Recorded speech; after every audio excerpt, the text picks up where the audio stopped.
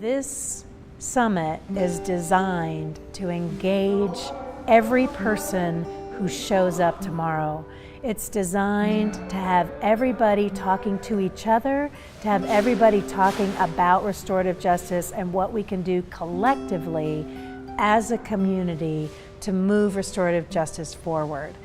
Success would look like every single person who came to this event feeling empowered to do something.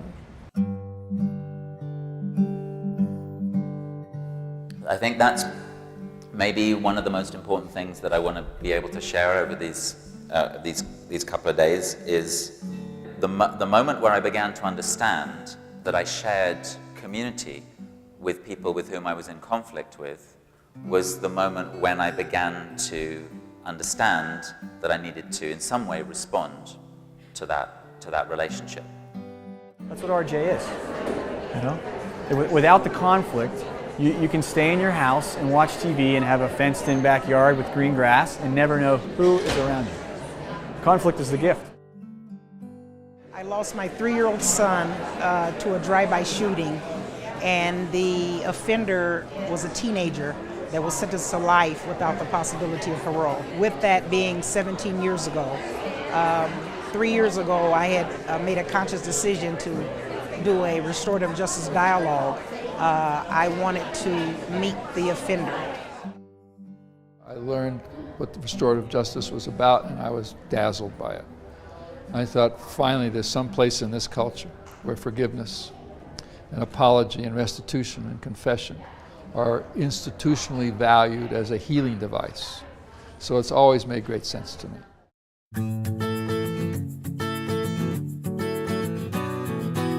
What they've done, which is a very brave move, is they've taken the content of the conference and put it in the hands of the participants, which is just a really powerful idea, and it's one that's based in restorative justice philosophy too.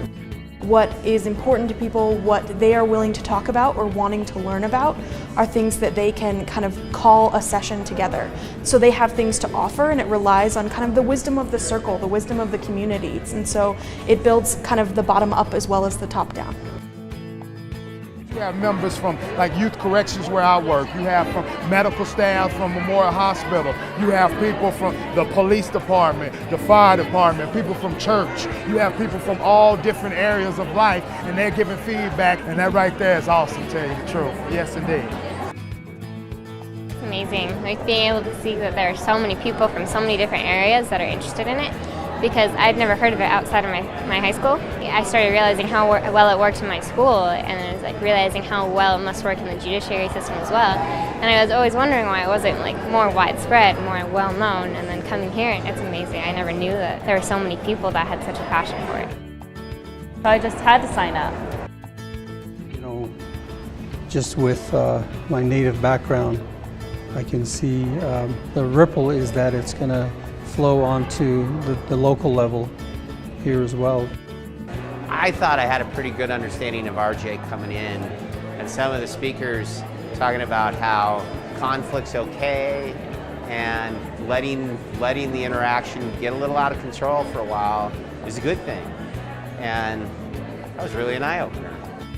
Definitely in youth court, we don't use circles. We sort of mimic the retributive system. And now I've seen a capacity to be able to use circles when it's between individuals. So much interaction, there was so much networking, such a strong sense of empowerment of participants that really this is about their agency, it's about their choices, it's about their communities, it's about their organizations, their relationships. So we weren't just talking about it, we were practicing it here, and I think that's going to make a long-term effect on everybody who was here. To me, it's really inspiring because I feel like restorative justice is kind of at a breaking point. And so the enthusiasm of the work that's being done by the people here, I feel like is just at the point where it's about to be shared more broadly. People have come up to me left and right and said, I didn't know what to expect coming in, and I got so much to take away. and I'm taking it into my school, or I'm starting a program in my community, or I don't know what I'm going to do with this, but I have so much now to offer, and I'm going to stay connected. And people feel the sense of community that I had so hoped for when we came into it. I had hoped people would have a sense of I belong, and I really feel like they are leaving with a sense of I belong to this restorative justice community.